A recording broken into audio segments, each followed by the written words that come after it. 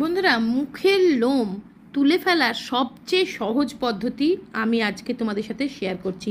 সব থেকে সহজে এবং সব থেকে তাড়াতাড়ি একবার ব্যবহারেই মুখের বা গোফের অবাঞ্ছিত লোম উঠে যাবে, আর কোনো দিন গজাবেও না, এবং ত্বক হয়ে উঠবে ফর্সা উজ্জ্বল। বন্ধুরা, এই ফেসিয়াল হেয়ার দেখতে ভালো লাগে না? এটা তোলার জন্যে আমরা অনেক সময় অনেক রকম পদ্ধতি ব্যবহার করি, ওয়্যাক্সিং করি বা সন্না দিয়ে টেনে তুলি। সেগুলো প্রচণ্ড পেনফুল এবং সেগুলোতে কিন্তু আবার ফিরে লোম আবার করে গজিয়ে যায়। কিন্তু আজ আমি যে পদ্ধতিটা বলবো সব থেকে সহজ পদ্ধতি, আর সব থেকে তাড়াতাড়ি মুখের এই অবাঞ্ছিত লোম উঠে যাবে এবং আর কোনো দিন গজাবে না। ও একদম খুব ভালোভাবে উঠে যাবে, প্রথমবার ইউজেই অনেকটা উঠে যাবে একদম। আর সব থেকে বড় কথা, তোমরা ঠিকঠাক করতে পারলে এই রেমেডিটা, তোমাদের কিন্তু আর ফেসিয়াল হেয়ার গ্রোথ হবে না।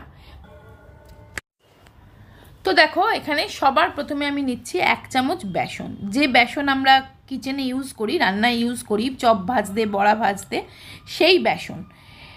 বেসন কিন্তু পুরাণ কাল থেকে না বিভিন্নভাবে বিভিন্ন রূপচর্চায় বেসনের ব্যবহার দেখা যায়। তো এই বেসনের সঙ্গে আমি এখানে দিলাম 1 চামচ চিনি, আর দিচ্ছি দেখো এখানে 1 চুটকি মতন হলুদ। বেশি হলুদ দিতে হবে না, একদম 1 চুটকি হলুদ। হলুদটা এখানে অ্যান্টিব্যাকটেরিয়াল বা অ্যান্টি ফাঙ্গালের কাজ করবে।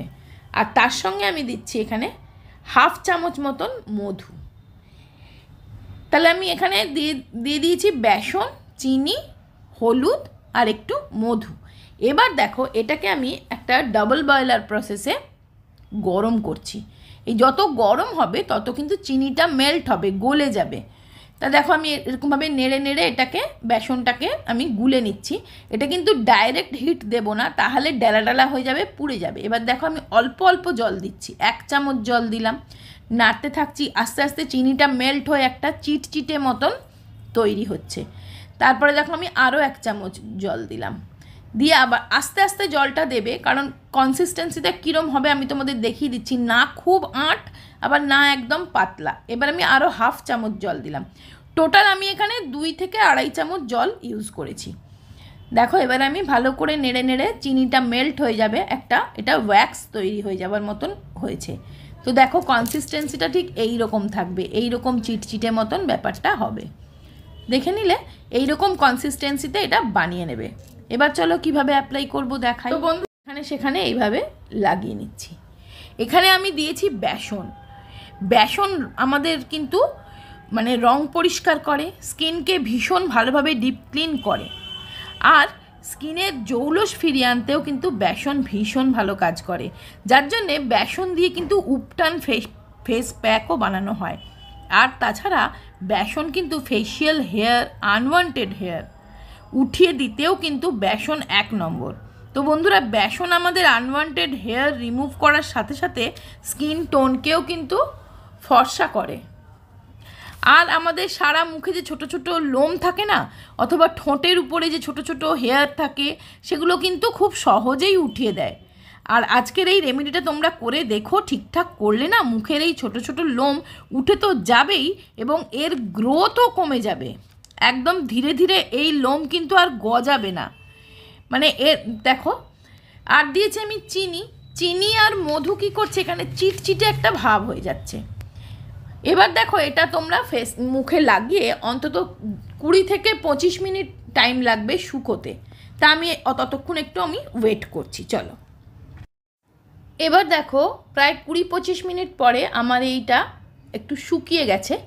এবার কি করবে, উল্টো দিকে এইভাবে উল্টো দিকে ঘষে ঘষে, উল্টো দিকে স্ট্রোকে আমি এটাকে ঘষে ঘষে তুলে ফেলবো। তাতে কি হবে, এই চিটচিটের সঙ্গে আমার কিন্তু ছোট ছোট যে হেয়ারগুলো, সেগুলোও কিন্তু রিমুভ হয়ে যাচ্ছে, সেগুলোও কিন্তু বেরিয়ে আসছে। আমরা এই ফেসিয়াল হেয়ার রিমুভ করার জন্য পার্লারে গিয়ে মানে সুতো দিয়ে থ্রেডিং করাই, ওয়্যাক্সিং করাই, কিন্তু এগুলো যেমন খরচ সাপেক্ষ, তার চেয়েও বড় কথা কি বলো তো, এই পার্লারের এই ট্রিটমেন্টগুলোতে কিন্তু হেয়ার গ্রোথ আরও বাড়িয়ে দেয়। আমি দেখেছি থ্রেডিং করলে বা ওয়্যাক্সিং করলে কিন্তু হেয়ার গ্রোথ আরও বেড়ে যায়, আর প্লাস এগুলো স্কিনকে ভীষণ লুজ করে দেয়। কিন্তু তাই এই ঘরোয়া রেমেডিগুলো কিন্তু একটু টাইম লাগলেও এগুলো কিন্তু কোনো সাইড এফেক্ট নেই, কোনো খারাপ তোমার স্কিনের করবে না। আর তাছাড়া এগুলো কিন্তু তোমার আনওয়ান্টেড ফেশিয়াল হেয়ার গ্রোথটাকেও কমিয়ে দেবে, আর গজাবে না। তো দেখো আমি পুরো মুখটা ক্লিন করে নিয়েছি, আমার সব হেয়ার কিন্তু রিমুভ।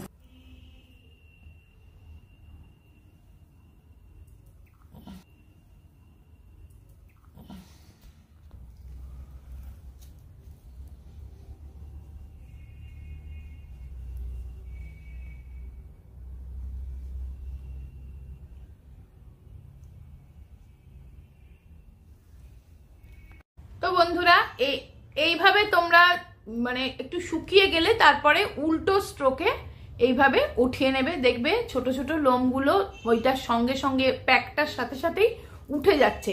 এবং এটা তোমরা সপ্তাহে 1 দিন কি 2 দিন করে করবে, দেখবে কিছুদিন করার পরেই না আর তোমার একদম পরিষ্কার হয়ে যাবে, আর মানে আর গ্রোথ হবে না। সেটাই হচ্ছে সব থেকে বড় কথা, যে গ্রোথটাও কমে যাবে।